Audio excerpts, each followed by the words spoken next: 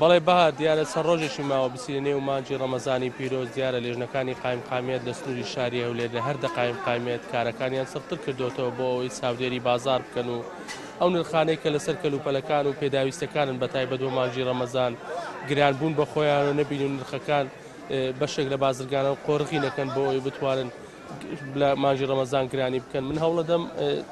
خاوەنی دوکانێک لێرە وەربگرم کە زیاتر ئەو کەلوپەلانە لە مانجی ڕەمەزان خەڵکی زیاتر لێ دەکڕن. ماندوو نەبی ئەگەر پێیمان بڵێ چەند ڕۆژێکی ماوە بۆ مانجی ڕەمەزان هاوڵاتیان چۆن پێشوازی دەکەن چۆن لە کڕینی کەلوپەلەکان تاسەن لە نرخەکان ڕازین. پێشەچی بەخێر بێن سەرچاوان یاخۆ بەخێر بێن بۆ شاری هەولێر و کوردستان بۆ بازاری بەرامبەر بازاری نیشتیمان یاخۆ بەخێر بێن. سەبارەت بە نرخەکان نرخ گران نەبووە لەگەر هاتنی ڕەمەزان و نرخ و شبەک و شتیوا یعنی بە مەد وەک مواد غەزایی گران نەبووە بەس زەید قیچە گران بووە ئەویش نازم لەبەر مانجی ڕەمەزانەی لەبەرچی ئەمە ئێمە ئەشیامان گران نەکردی ئەش هەروەچ خۆتی ئەرێ وەڵڵا خوای گەورە لە قورئانە دەفەرمێ شهر رمضان الذي أنزل فيه القرآن ئەو مانگەچی خێر و بەرەکەتە مانجی ڕۆژی گرتنە مانجی خێر و حەسەناتە مانجی چاکەیە مانجی زەکاتە مانجی قورئانە خوای گەورە خوا فەرمێ قورئانی ناردە خوارێ لەو مانگە پیرۆزەی بڵێ داواکاری چیە لە بازرگانان ئەوەی دەوێت شت گرام بکات یان بێوێت شت گرام بکات بۆ مانجی ڕەمەزان. بەرێ ئێمە تەمەشا دەکەی کە بازرگانەکان ئەشیای دێنین نابی ئەشیای گرانکەن لەبەر ئەو مانگەچی زۆر خێر و بەرەکەتە مانگەچی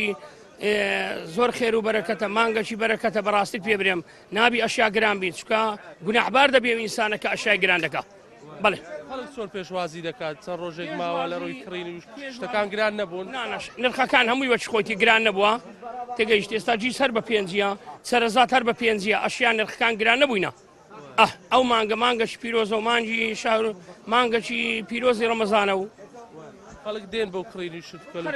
خەرک دێ بینە دێ قرقلە دێ بەڕاستی بەس وەچی مانجی دینێ وەچی مانگەکەی دینێ لەبەر ئەو کڕۆنە مڕۆنەی ئەرێ وەڵڵا زۆر بەخێر بێن ڕێز و حرمەتان. ڕێزت چ قسەت هەیە لەسەر تۆ قسەت چیە لەسەر بازار نرخ باشە الحەمدولillah تەواش باشە لەخوای بەزیاد ئێستا ماوەشش بڕ باشە و زێ خۆی دەدرێتن و رحمەتی خوا لەخوای بەزیاد بی انشاءالله باشترش دەبیتن و گران نەبوو ینی بەقەدر باشە هەیە بڕ گران بووە بەس ئەوی باشە لە زێ خۆیتی الحەمدولillah چاوات ماز دەکەم. بەڵێ ئەوە قسەی هەم خاوەن دوکانێک و هەم کڕیارێکی بوو دیارە باز دەکەن نرخەکان تا ڕادەیەک گرانبوونی بەخۆیەوە نەبینیەوە بەڵام وەک ئەو خاوەن دوکانش باسی کرد داوای لە بازرگانان کرد کە نرخ گران نەکەن بە تایبەت مانجی ڕەمەزان مانگێکی پیرۆزە بۆ موسڵمانان و بەشێکی زۆر لە وڵاتانی ئیسلامی لەو مانگا داشکاندنی زۆر بۆ خواردن و ئەو پێداویستیانەی هاوڵاتیان و مسلمانان دەکەن کە لە مانجی ڕەمەزان بەکاری دێنن و دیارە وەک باسشم کە لێژنەکانی قایم قامیت دەستنووری پارێزگای هەولێر سەرجەم